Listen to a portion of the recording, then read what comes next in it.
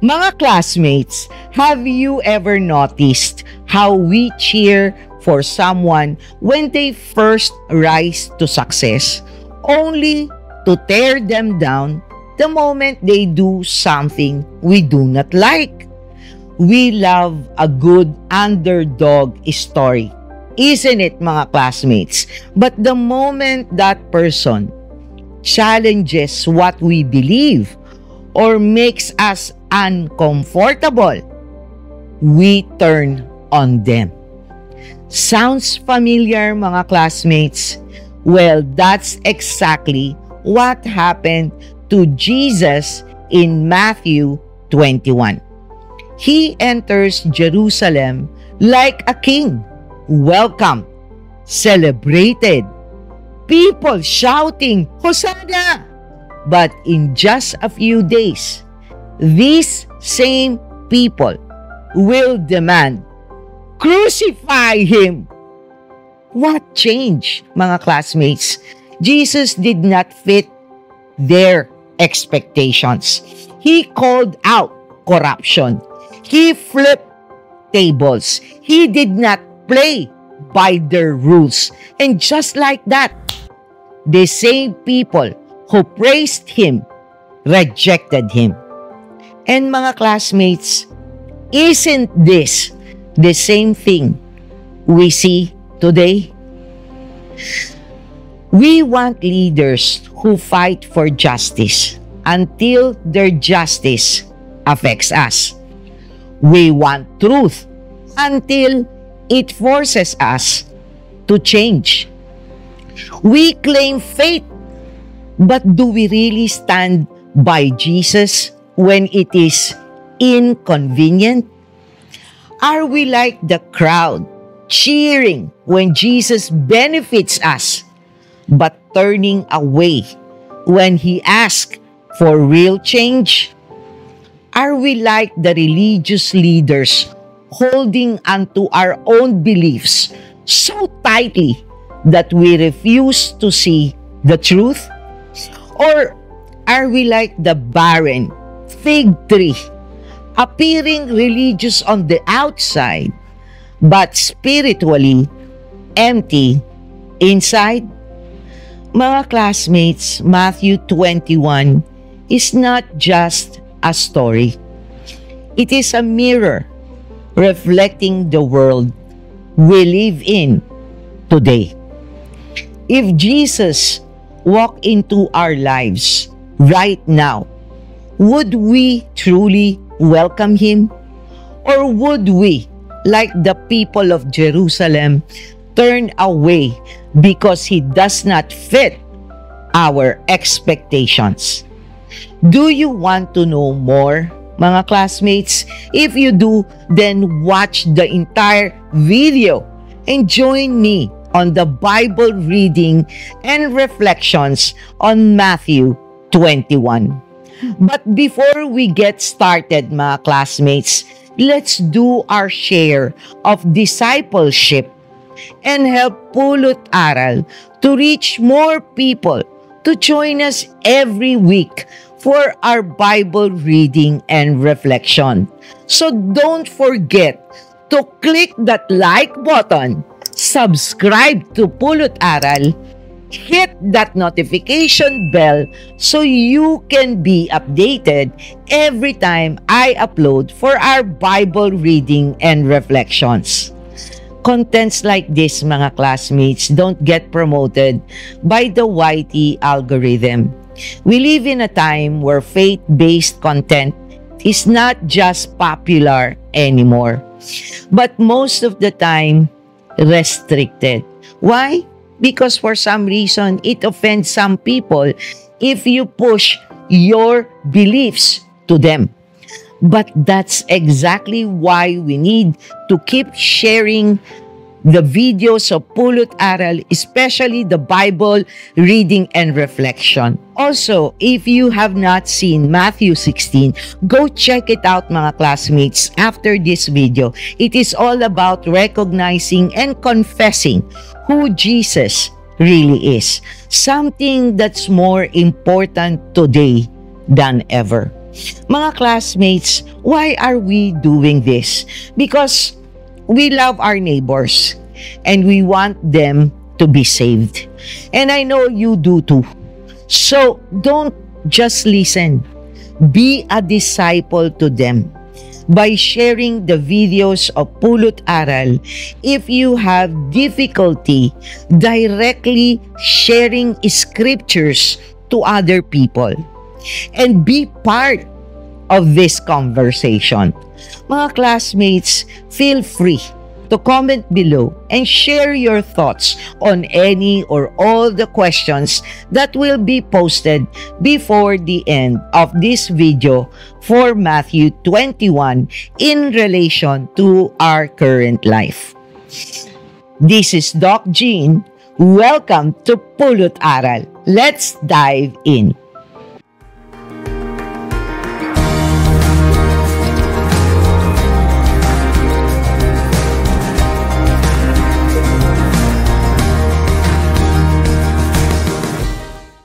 Mga classmates, before we start the Bible reading, let's place ourselves in the presence of the Lord and pray.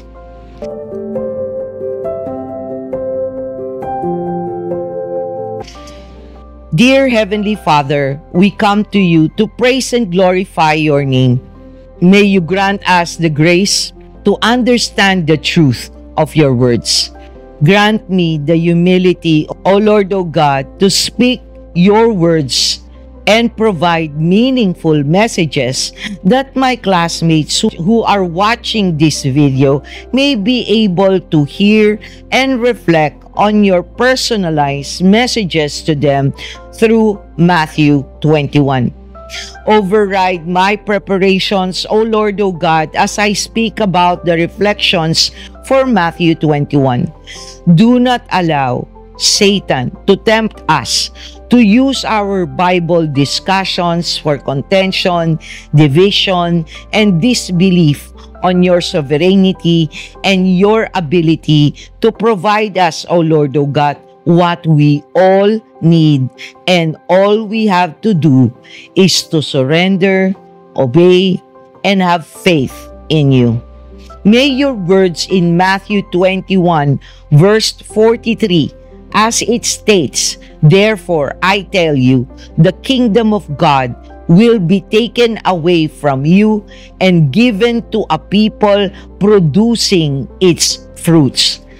Be taken not just a judgment on Israel at that time, but a warning, O Lord, O God, to anyone who takes their faith for granted, especially now.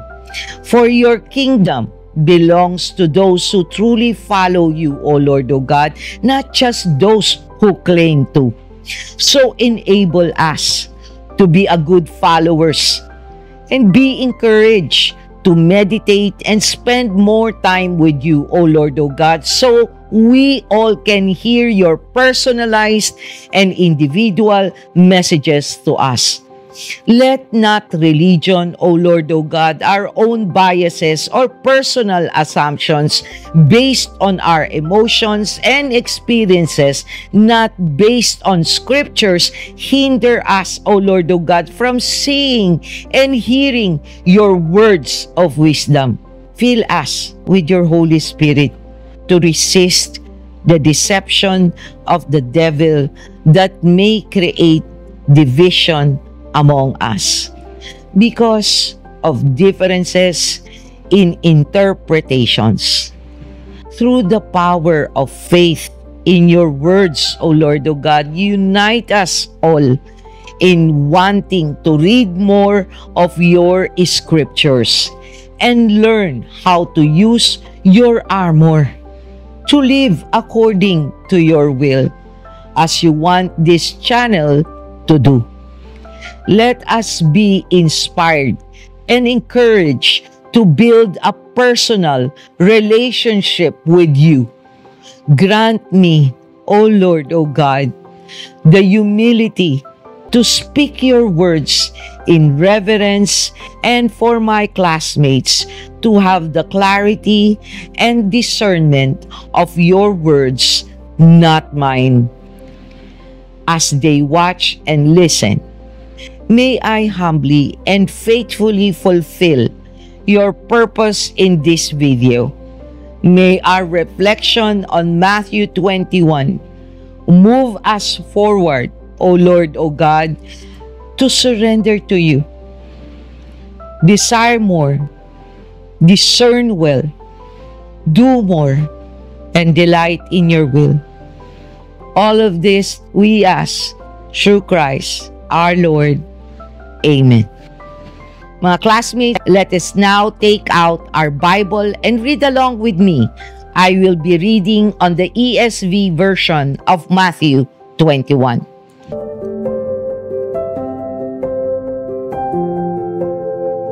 The triumphal entry. Now when they drew near to Jerusalem and came to Bethphage, to the Mount of Olives, then Jesus sent 2 disciples, saying to them, "Go into the village in front of you, and immediately you will find the donkey tied, and a colt with her. Untie them and bring them to me.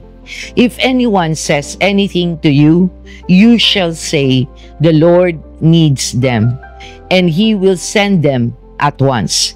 This took place to fulfill what was spoken by the prophet, saying, "Say to the daughter of Zion, Behold, your king is coming to you, humble and mounted on a donkey, on a colt, the foal of a beast of burden."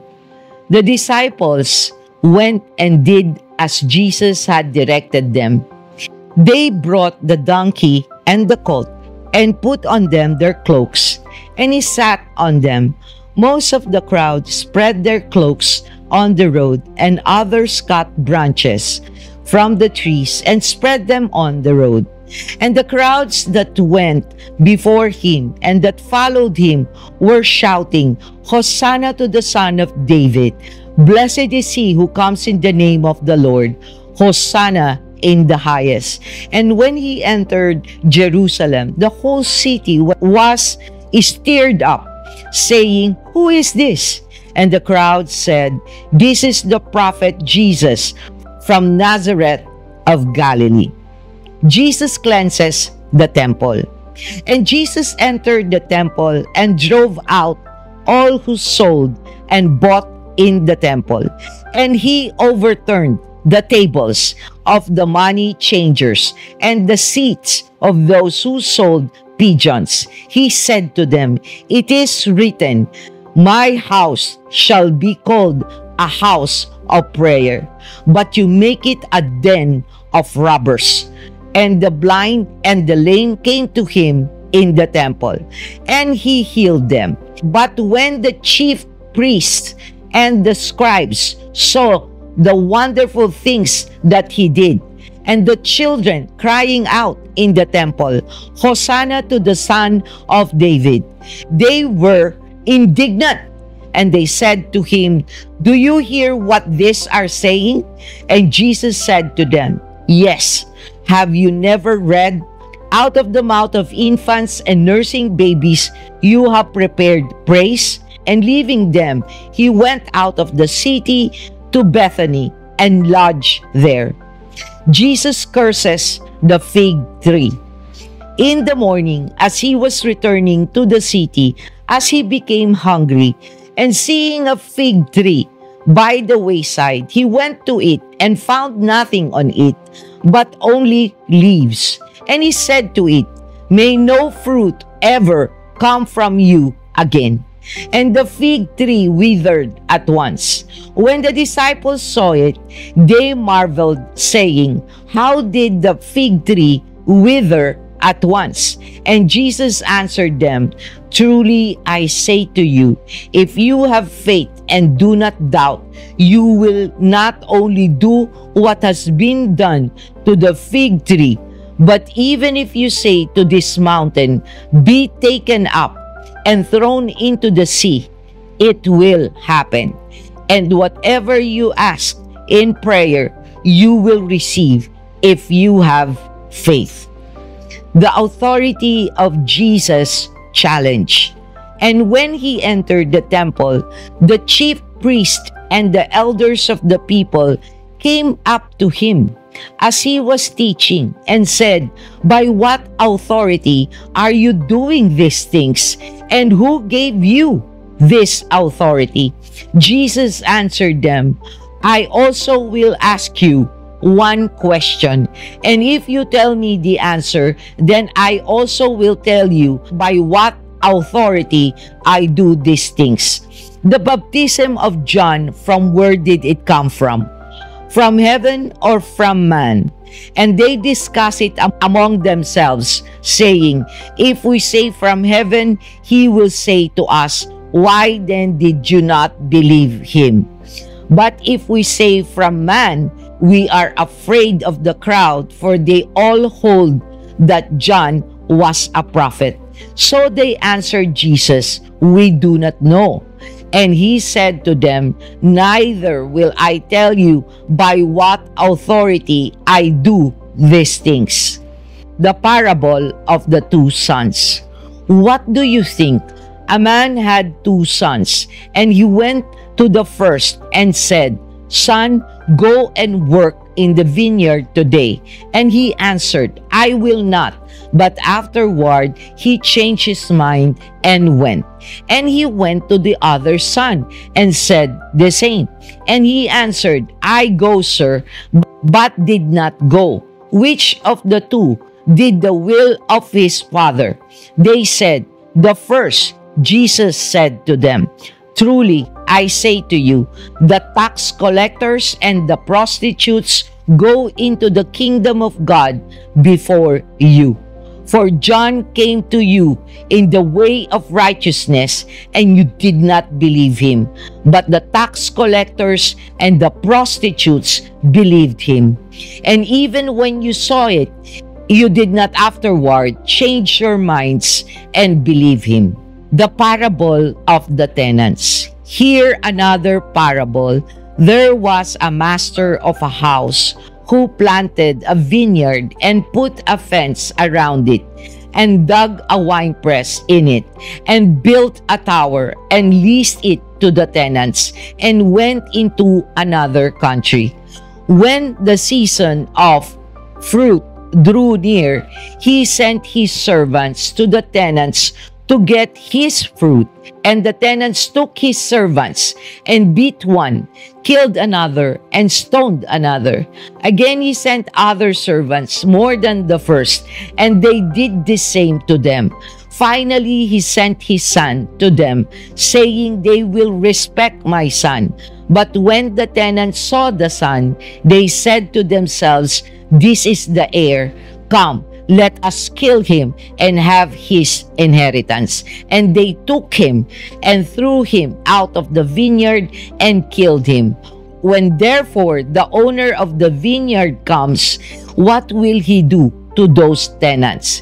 They said to him, "He will put those wretches to a miserable death and let out the vineyard to other tenants who will give him the fruits in their seasons." Jesus said to them, "Have you never read in the scriptures, the stone that the builders rejected has become the cornerstone? This was the Lord's doing, and it is marvelous in our eyes. Therefore, I tell you, the kingdom of God will be taken away from you and given to a people producing its fruits. And the one who falls on this stone will be broken to pieces. And when it falls on anyone, it will crush him." When the chief priests and the Pharisees heard his parables, they perceived that he was speaking about them. And although they were seeking to arrest him, they feared the crowds because they held him to be a prophet. Mga classmates, in order for us to be able to really discuss well, I will combine the general overview, historical, geographical context of Matthew 21 and already discuss its Bible reflection.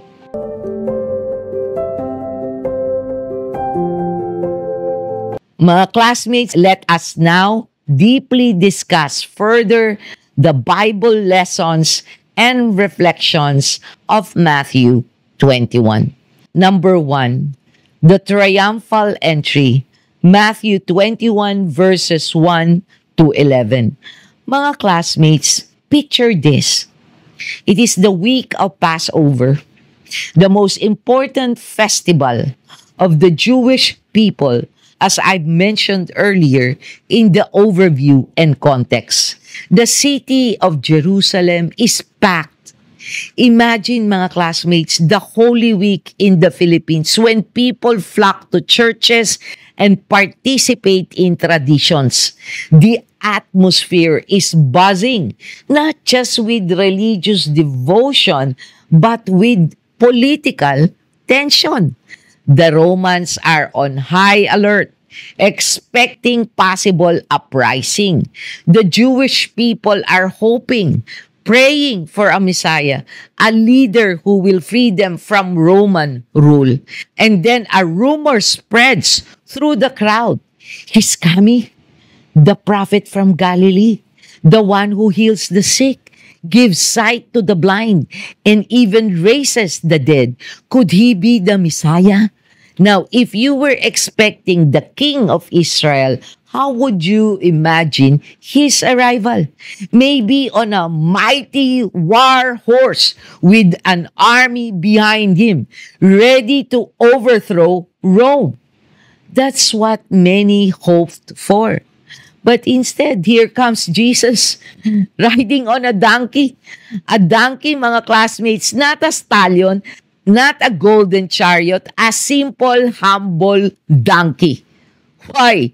Because Jesus was not coming as a political conqueror. He was fulfilling prophecy from Zechariah 9 verse 9. This was God's plan all along, to send a king, not of earthly power, but of heavenly peace. The donkey symbolized humility, mga classmates, peace, and servanthood. Unlike the war horses of earthly kings, as Jesus enters Jerusalem, the people lose their minds with excitement. They lay their cloaks on the road. Imagine that. A sign of honor. Wave palm branches, a symbol of victory, and shout, Hosanna to the Son of David. Blessed is he who comes in the name of the Lord. Hosanna means save us now.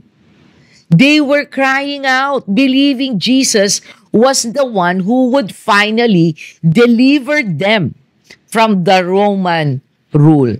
But mga classmates, they misunderstood what kind of deliverance Jesus was bringing. Many thought he was coming to overthrow Rome. Instead, he came to overthrow sin and death.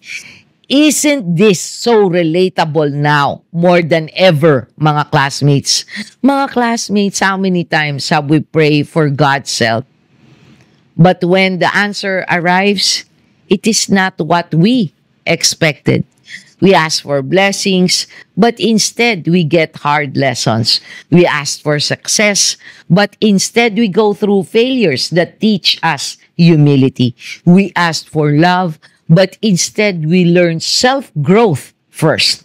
When you surrendered yourself to the Lord, what were you expecting, mga classmates, to happen at that time?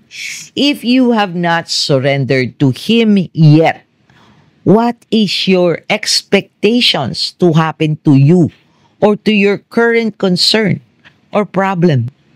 Personally, mga classmates, during my time of surrender, I just want my situations to change and for Him to provide me solutions to my current situations. But instead, He gave me the grace and mercy of forgiveness to my inequities, the humility to take away my pride, accountability for my sins, but the best part is the indescribable gift of peace. Mga classmates, nothing much have changed initially, but this wondrous peace envelopes me. And if you want to know more about my personal testimony, do watch that video. This will enable you to assess at what stage of faith are you now in. And not to lose hope when you feel alone and everything is working against you. At any rate, mga classmates, let's admit it, we are all just like the people in Jerusalem. Sometimes we expect God to work in a way that should fit to our plans. We think we know better of what should happen because we are living in real life and not in this fantasy of depending on this religion we believe in. Fortunately for us, mga classmates, when He allows and gives us the grace, His plans turn out always bigger and better than ours. Right, mga classmates? For the genuine believers now, mga classmates, look back at your life and you will agree that His plans were always way better than ours. Right?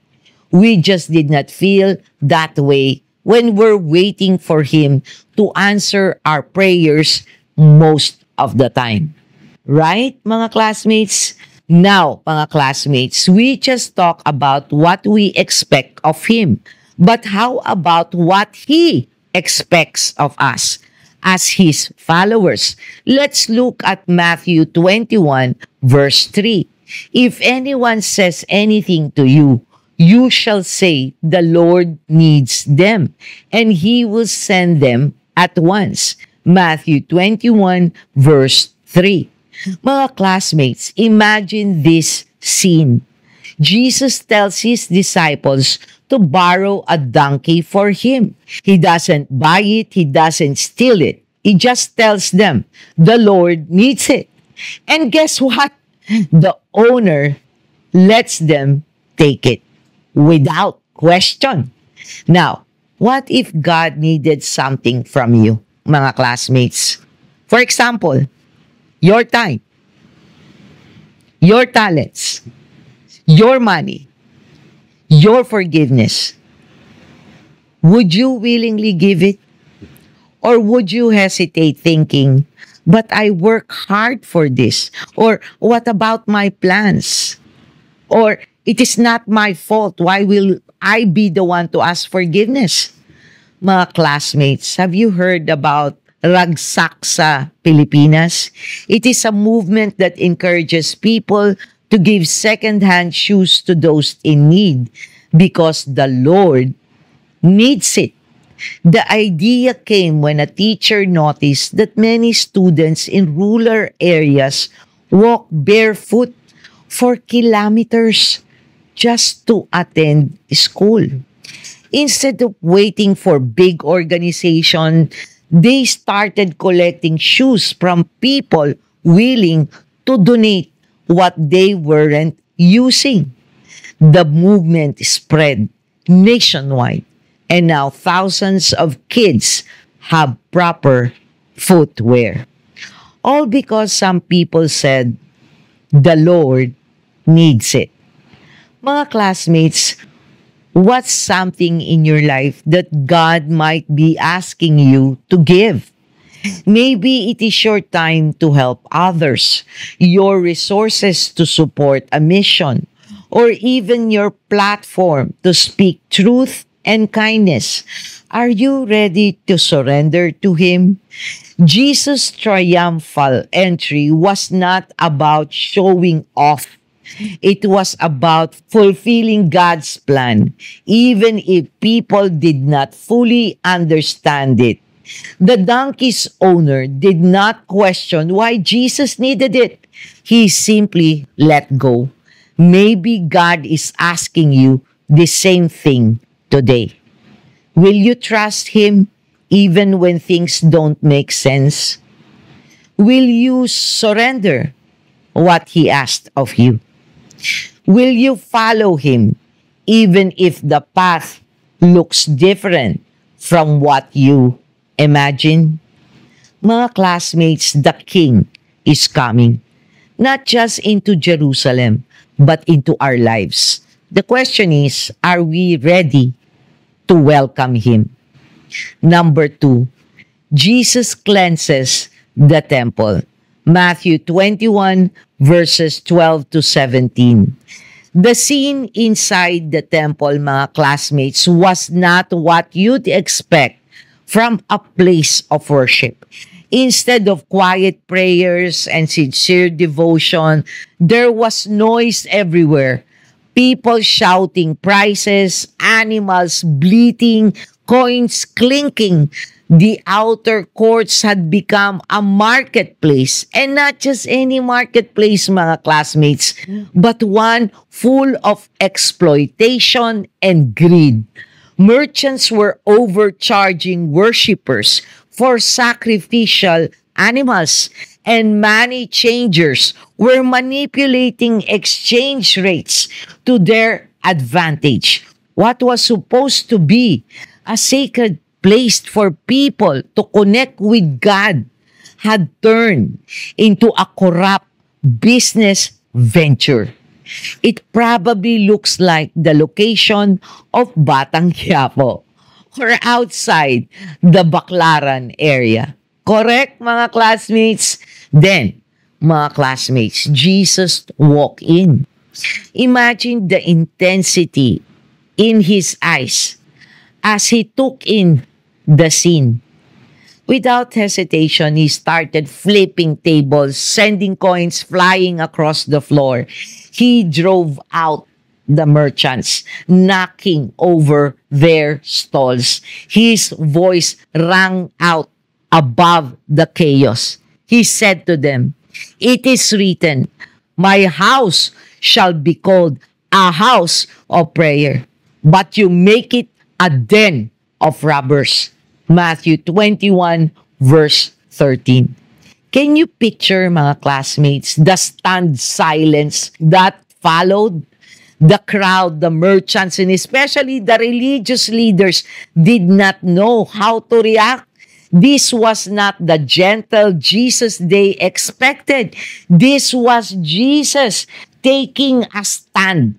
He was not just upset, he was righteously angry. But here's the thing, mga classmates. His anger was not about losing his temper.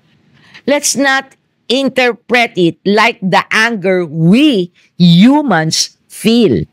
His, mga classmates, was about restoring what was holy. And then something amazing happened. After cleansing the temple, Jesus did not just leave. He stayed. The blind and the lame, people who had been pushed aside, ignored, came to him, and he healed them right there in the same temple that had been full of corruption just moments before. While the religious leaders stood by, furious that their power was being challenged, the children started shouting, "Hosanna to the Son of David." They saw Jesus for who he truly was, even when the religious elite refused to acknowledge him. This moment, mga classmates, speaks volume. It's about more than just a temple. It is about what happens when we let corruption, greed, and distractions take over something that was meant to be sacred. And it forces us to ask a tough question. What have we allowed into our own lives that needs to be overturned? Mga classmates, Jesus' words, "It is written, my house shall be called a house of prayer, but you make it a den of robbers," hit hard because they expose how easily we can turn faith into something it was never meant to be. The temple was supposed to be a place of worship, but people had turned it into a business. If we're being honest, mga classmates, this still happens today.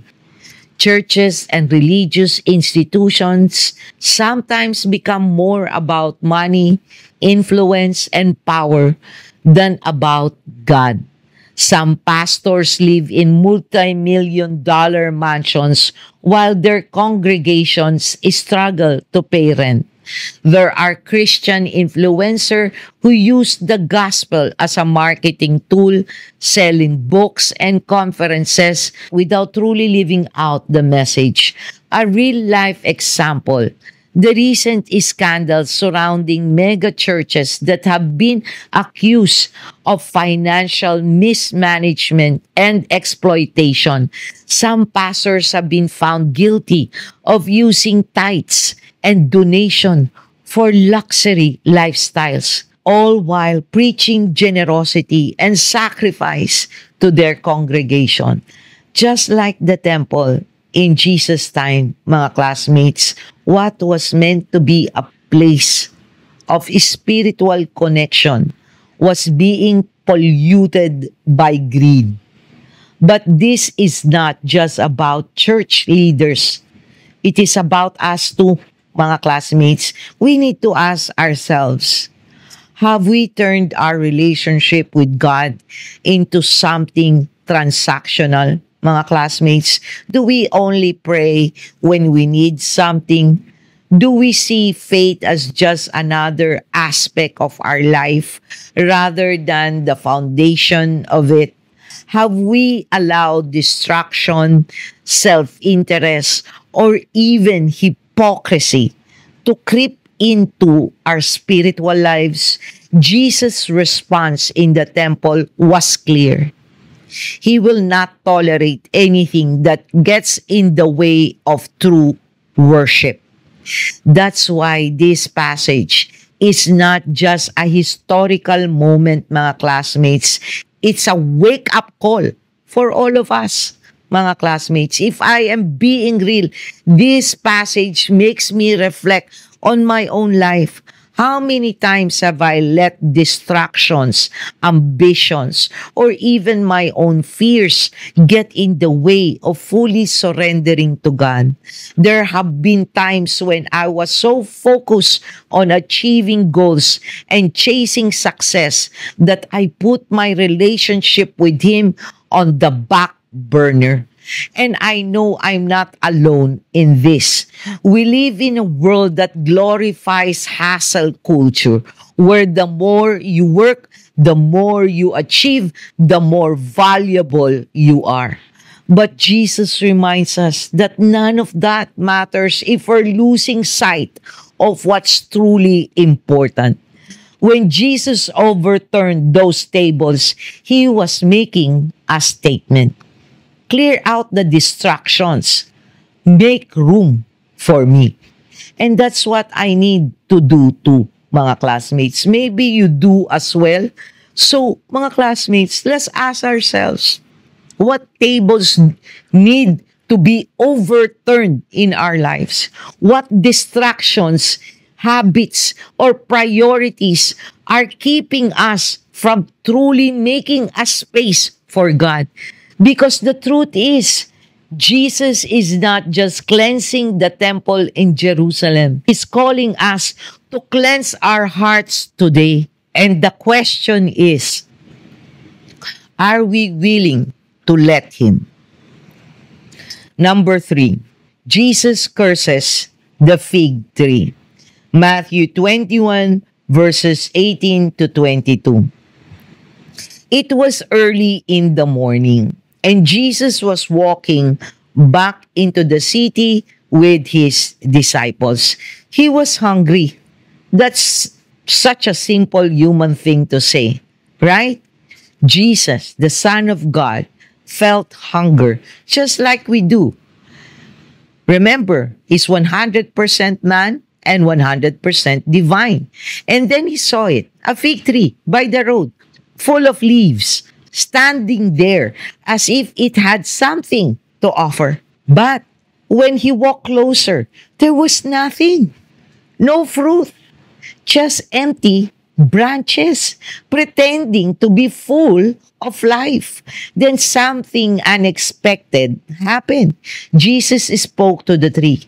May no fruit ever come from you again. And instantly the fig tree withered right before their eyes. The disciples were shocked. They had seen Jesus heal the sick, cast out demons, and even calm storms. But this was different. They asked, how did the fig tree wither at once? And he said something, mga classmates, even more powerful than the miracle they just witnessed, as is stated in Matthew 21, verse 21. And Jesus answered them, truly I say to you, if you have faith and do not doubt, you will not only do what has been done to the fig tree, but even if you say to this mountain, be taken up and thrown into the sea, it will happen. Matthew 21 verse 21. At first glance, mga classmates, this seems like a strange event. Why would Jesus curse a tree just because it did not have fruit? But mga classmates, this is not just about the tree. It is about us. The fig tree was a symbol, a representation of people who look good on the outside but are spiritually empty on the inside. It is about those who claim to follow God but don't produce any real faith or action in their lives. Jesus was making a statement. Faith without fruit is useless. Just like a tree that appears full of life but offers nothing of substance. A person who claims to believe in God but does nothing to live out that faith is wasting their purpose. In this verse 21, mga classmates, he wasn't just talking about literal mountains. He was talking about obstacles, problems, and challenges in life that seem too big, too impossible to move or to solve. In today's world, faith is tested more than ever, mga classmates.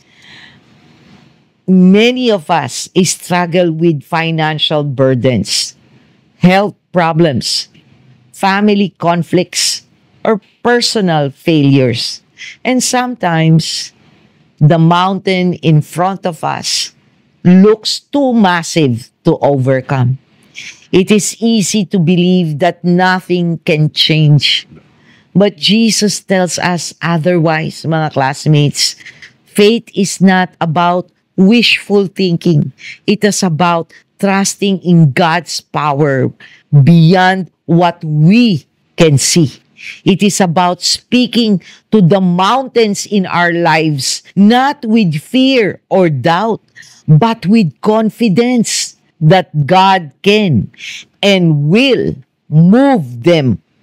This is the same as what he taught in Matthew 6 about us. Not being anxious or to worry.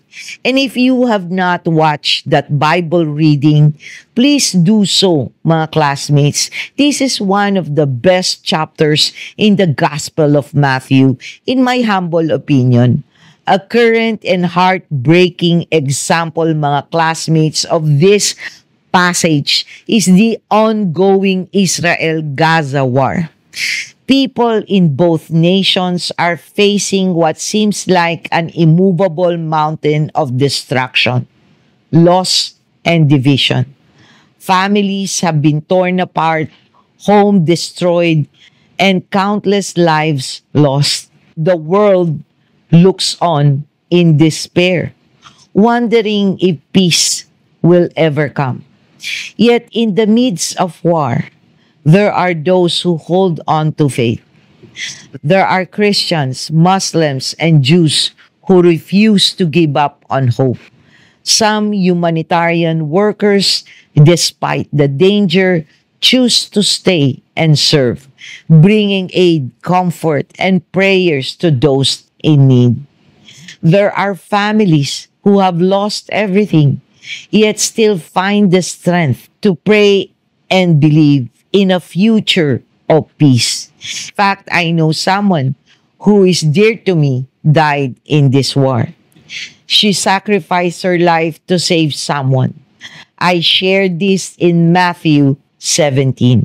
If you also have not watched this, mga classmates, please do so, because this chapter, mga classmates, clearly shows who Jesus really is and why we have nothing to fear if we lean on Him and believe in His promises. Let us bring this closer to home, mga classmates. What's the biggest challenge you are facing right now? Maybe it is financial crisis. Maybe it is a broken relationship. Maybe it is an illness, a dream that feels too far away, or a failure that keeps haunting you. Jesus is telling us, mga classmates, that faith isn't about how big the mountain is or our challenge. It is about how big God is. If you have faith, if you truly believe in God's power, you don't need to see the answer right away. You just need to trust that He is moving even when you don't see it yet. So mga classmates, as we reflect on this passage, let us ask ourselves, are we just looking like a fruitful tree, but deep inside, we are spiritually empty? Are we doubting God's power to move the mountains in our lives? Or are we willing to have the kind of faith that trusts Him completely? Jesus was not just teaching His disciples that day. He was teaching us right now. And the lesson is simple, mga classmates. Faith is not just about believing. It is about bearing fruit and trusting that with God, the impossible can happen. Number 4, the authority of Jesus' challenge.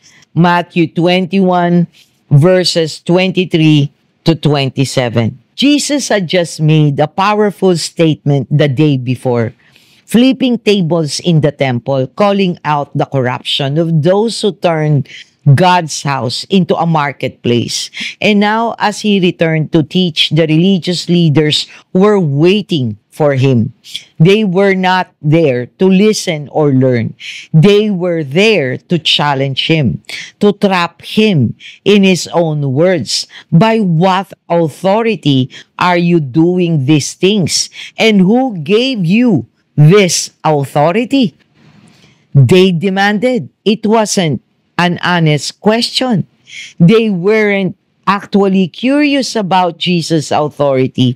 They were furious because He was disrupting their control over the people. The way Jesus spoke, the miracles He performed, the way He challenged their traditions, it was a threat, mga classmates. But Jesus, knowing their hearts, did not answer them directly. Instead, He asked them a question in return. A perfect response. The religious leaders were trapped in their own game. Mga classmates, this passage is about fear, control, and the unwillingness to accept the truth. The religious leaders were more concerned about their own power than about what was actually right. Instead of acknowledging Jesus' authority, they dodged the question, choosing political safety over honesty. Sound familiar, classmates?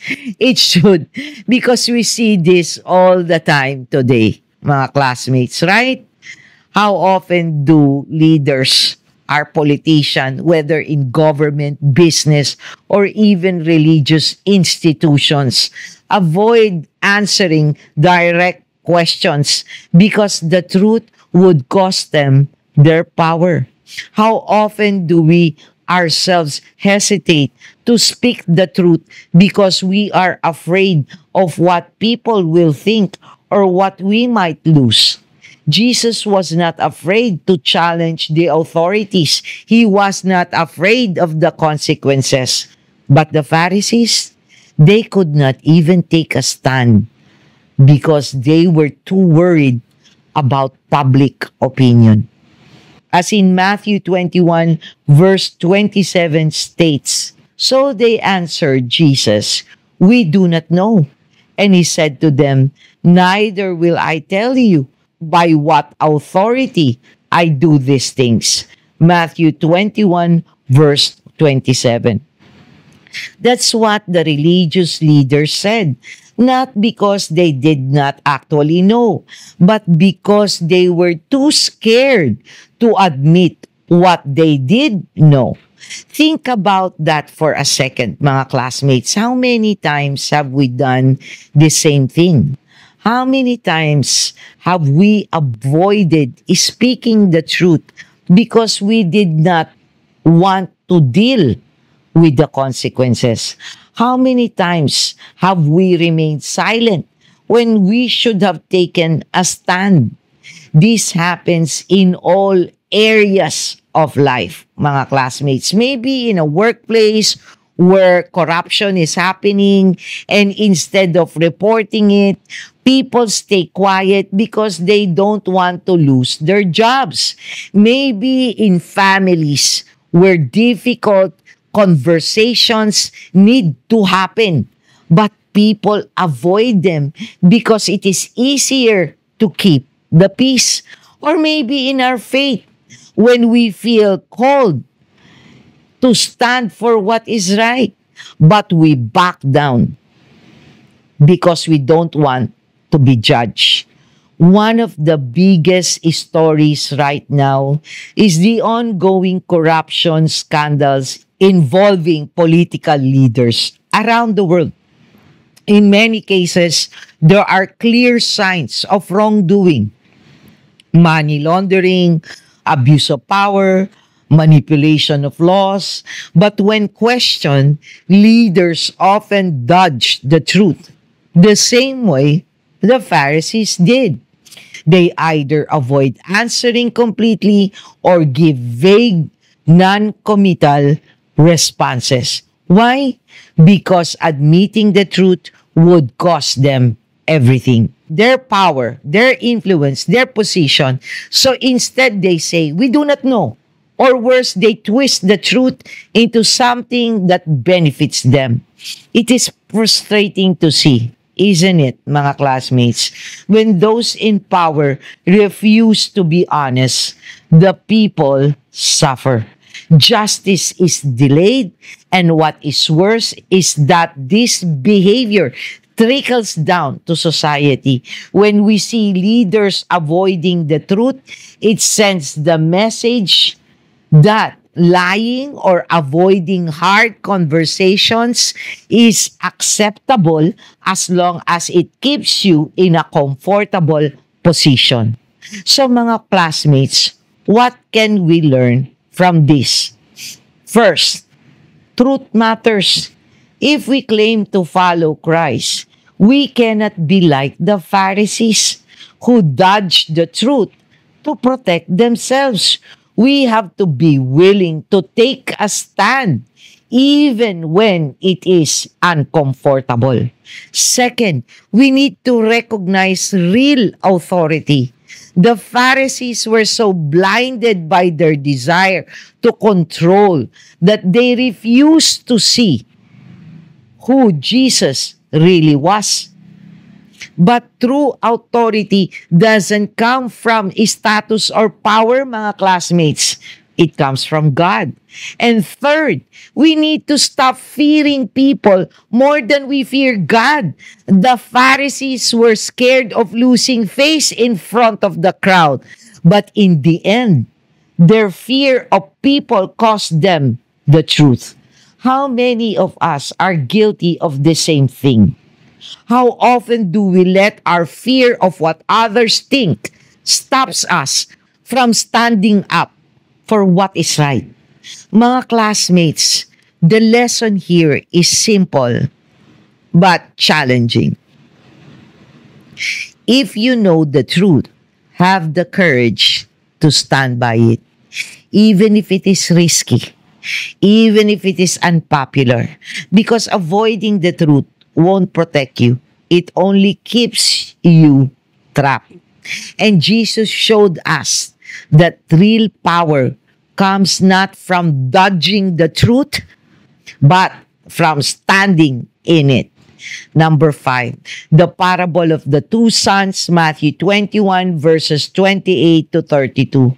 The message of Matthew 21 verses 28 to 32 parable, mga classmates, is about action, not just words. Jesus was speaking directly to the Pharisees, but the message applies just as strongly today. Many people claim to follow God, to be religious, to know the Bible. But when it comes down to actually obeying Him, when it requires humility, sacrifice, and change, they refuse. Meanwhile, mga classmates, there are those who have rebelled against God, live sinful lives, but eventually they see the truth, repent, and turn to Him. Jesus says these people, the tax collector, the prostitutes, the outcasts, are entering the kingdom of God before the religious elite because they actually respond to the call of God. Think about that, mga classmates. Who is truly obedient? The one who says all the right words but never follows through? Or the one who may struggle, may even push back at first, but ultimately submit to God's will? Jesus drives the point home in Matthew 21 verse 32 when He says, "For John came to you in the way of righteousness, and you did not believe him. But the tax collectors and the prostitutes believed him. And even when you saw it, you did not afterward change your minds and believe him." Matthew 21 verse 32. Jesus is exposing pride and spiritual blindness. The Pharisees had every advantage. They knew the scriptures. They saw John the Baptist preaching repentance. They even saw sinners turning their lives around. But they refused to change. Their pride kept them from seeing their own need for repentance. And this is something we see everywhere today, mga classmates. Take the ongoing discussions about corruption in politics. How many times have we seen politicians caught in blatant wrongdoing with evidence right in front of them, yet they deny, deflect, and refuse to acknowledge the truth? Recently, mga classmates, in the Philippines, a high-ranking government official was accused of misusing public funds. The investigations were public. The proof was overwhelming. People were outraged. But instead of admitting fault, what did the politician do? Deny, shift, blame, attack the credibility of the accusers. Meanwhile, you see small-time criminals, people who got caught stealing food to survive, who, when confronted, immediately admit their wrongdoing, apologize, and even accept the consequences. Who then is more righteous in God's eyes? The one who admits their mistake, repents, and seeks to change, or the one who pretends to be righteous but refuses to acknowledge their faults? Mga classmates, this parable is a gut check for all of us. It is easy to say we believe in God. It is easy to post Bible verses, go to church, and look like a good person. But at the end of the day, what really matters? Action, change, repentance. God is not looking for perfect people who never struggle. He is looking for people who are willing to admit when they are wrong and turn back to Him. Ask yourself, have there been times when you knew the right thing to do but refused out of pride? Have you ever judged someone who changed their life for the better, thinking they're just pretending, instead of celebrating their transformation? Have you made promises to God saying, I'll follow you, but then ignored His call when it became inconvenient? Jesus is clear, mga classmates. Those who humble themselves, repent, and follow God, no matter their past, will enter His kingdom. But those who think they already have it all figured out, who refuse to acknowledge their need for Him, will be left out. Mga classmates, which son are you?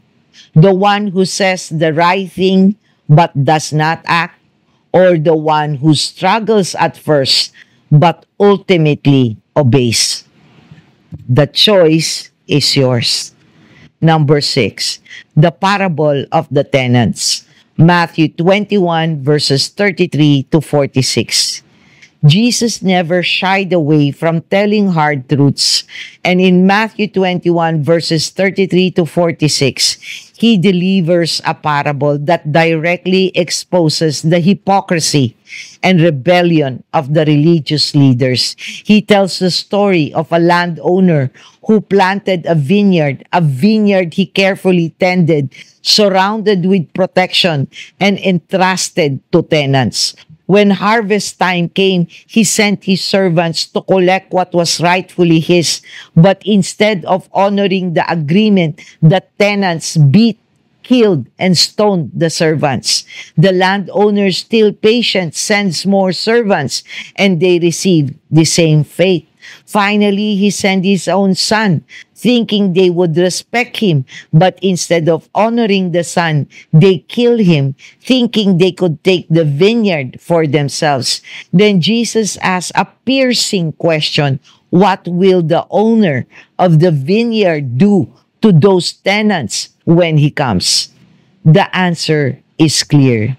He will bring justice.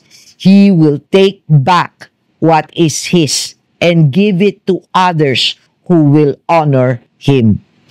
The Pharisees and religious leaders who were listening knew Jesus was talking about them. They were the tenants entrusted with God's law, given the responsibility to guide His people. But instead of honoring Him, they rejected His prophets, ignored His messengers, and now were about to reject His very Son, Jesus Christ. This parable, mga classmates, is a warning and a wake-up call. It speaks to entitlement, rebellion, and rejecting God's authority. The tenants thought that if they could eliminate the son, they could take control of the vineyard. But they forgot one crucial thing. The vineyard never belonged to them in the first place. Fast forward to today, mga classmates, how many people live as if they are the owners of their own lives, rejecting God's authority and thinking they can build their own kingdom without Him? How many of us have been entrusted with something? Our careers, our families, our influence. But instead of honoring God with it, we take control and push Him out. In Matthew 21 verses 43 to 44, mga classmates, wherein the kingdom will be taken and given to others, Jesus declares, therefore, I tell you, the kingdom of God will be taken away from you and given to a people producing its fruits. And the one who falls on this stone will be broken to pieces, and when it falls on anyone, it will crush him. Matthew 21 verses 43 to 44. This is a serious statement. Jesus is saying that those who reject him will lose the very blessings they were supposed to receive. The stone in this verse refers to himself, mga classmates. He is the cornerstone, the foundation, mga classmates, and people will either fall on him and be broken in surrender or be crushed by him in judgment. This is happening even now. How many once Christian nations and communities are now crumbling spiritually because they have rejected God? Once they honored him, their laws reflected his teachings, and they prospered. But now, many have pushed him out of schools, governments, and society. And look at the chaos that follows. A striking example is how some powerful media and entertainment figures mock and attack Christianity while elevating values that go against God's word. Look at Hollywood. Once many of the great films and stories had moral lessons, many based on biblical values. But now, mga classmates, it has become a platform for promoting ideologies that directly contradict God's truth. They reject him, mock him, and act as though they own the influence they have. Recently, mga classmates, a well-known music artist openly mocked Jesus during a major awards show with performances that glorify themes of rebellion, self-worship, and even satanic imagery. And what happened? People cheered. Some even said, it's just art. But mga classmates, this is exactly what the tenants in the parable did, rejecting and killing the messengers and the Son, thinking they could rule on their own terms.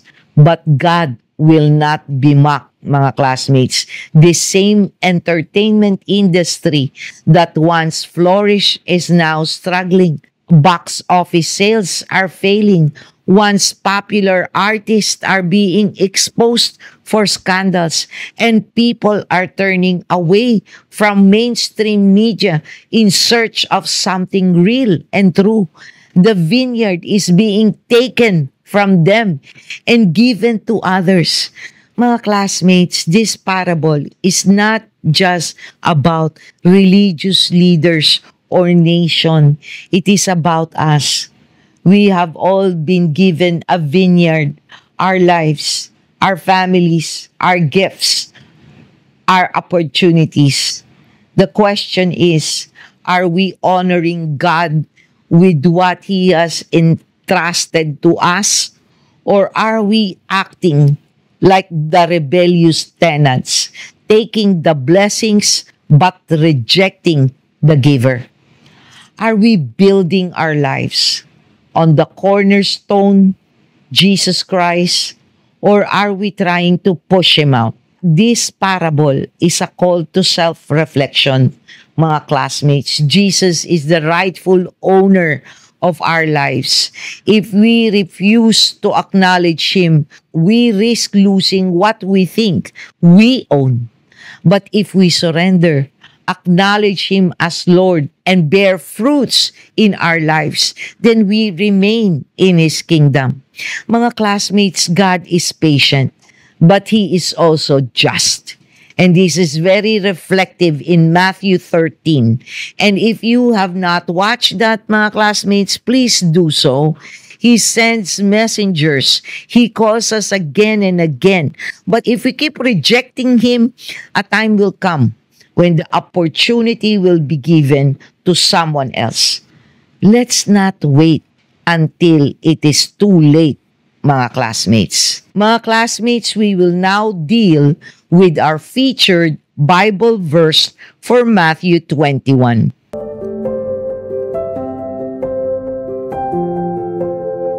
Mga classmates, my chosen verse is 22 because there's something deeply profound about Matthew 21 verse 22, where Jesus tells his disciples, "And whatever you ask in prayer, you will receive if you have faith." Matthew 21 verse 22. At first glance, this verse, mga classmates, seems like a promise that whatever we pray for, we will get, as long as we believe strongly enough. But does that mean if we pray for wealth, instant healing, or success, it will automatically happen? This is where many misunderstand Jesus' words and where modern movements like New Thought Christianity or New Age Christianity, the law of attraction, twist biblical teachings. What is the real message here, mga classmates? Jesus is not talking about some magic formula where if you visualize something hard enough, it will materialize in your life. This is not about manifesting wealth, success, or fame like what many prosperity gospel preachers and new thought movements teach. Rather, this verse emphasizes genuine faith. Not just faith in the outcome, but faith in God's will. Many today believe in speaking things into existence or using affirmations to command the universe to give them what they want. This is not biblical faith, mga classmates. Do not be fooled because many Christians are. This is, mga classmates, self-worship disguised as spirituality. True faith is not about manipulating God into giving us what we want, mga classmates. It is about aligning our desires with His will and trusting Him completely. Jesus' statement in Matthew 21 verse 22 comes after He curses the fig tree, teaching His disciples that faith must be real, active, and connected to God's power. It is not about wishful thinking. It is about trusting that if God's will aligns with our prayer, He will move mountains. A recent controversy in a pop culture involved a famous celebrity and a self-help influencer who claimed that she manifested her multi-million-dollar business and dream life simply by writing down affirmations and believing they would come true. She encouraged millions of followers to speak their dreams into existence, teaching them if they eliminate doubt and believe hard enough, the universe will give them anything they desired, mga classmates. Money, love, success. Many followed this advice, mga classmates. Some quit their jobs, stopped working hard, and spent their days writing affirmations, waiting for their blessings to arrive. But what happened, mga classmates? Many ended up disillusioned, financially ruined, and broken, wondering why their manifestations did not work. The problem, they were trying to bend reality to their will rather than seeking God's will. Faith does move mountains, but only when we place our faith in God, not in ourselves. Jesus is not telling us to manipulate God into granting our wishes. He's teaching us that when we pray with faith, trusting His plan, we can expect an answer, whether it's a yes, no, maybe, or wait. If we pray for success, yet our hearts are filled with greed, do we expect God to honor that? If we pray for healing, but still hold bitterness and unforgiveness, can we expect to receive peace? If we pray for a relationship to work, but that relationship is built on sin and dishonesty, should we assume God will bless it? Faith in prayers means saying, Lord, here is my request, but above all, let your will be done. It's about trusting His answer, not demanding our own. Instead of asking, how can I make my desires come true? We should be asking, what does God want for me? Prayer should not be about forcing outcomes, but about seeking God's wisdom, surrendering control, and believing that He knows what is best, even when the answer is not what we expected. Mga classmates, the true power of faith is not about getting what we want, but about trusting God even when things don't go our way. If we truly believe, we won't just have faith in what we are asking for. We will have faith in the one we are asking. As we end, mga classmates, I hope you will participate and comment below to answer any or all of our questions for a meaningful discussion on Matthew 21. This question will also be written in the description below. I will do my best to respond, mga classmates, as I am truly a one-woman show. Here are the questions.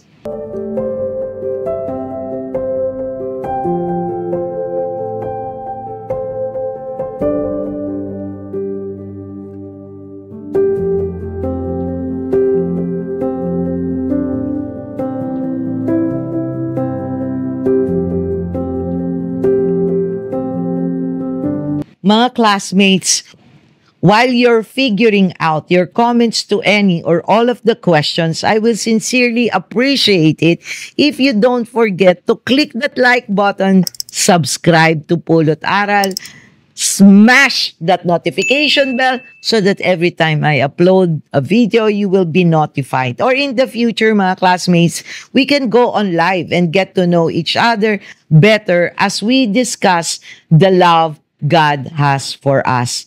Share this video as well, as I truly pray that this channel will encourage many to finally pick and read the Bible. Let's grow our community of Bible reading people, mga classmates. Thank you for joining me, mga classmates, in today's Bible reading and reflection from the Gospel of Matthew 21. Till next time, may God bless you all. Always stay safe and be healthy. This is Doc Jean. Bye!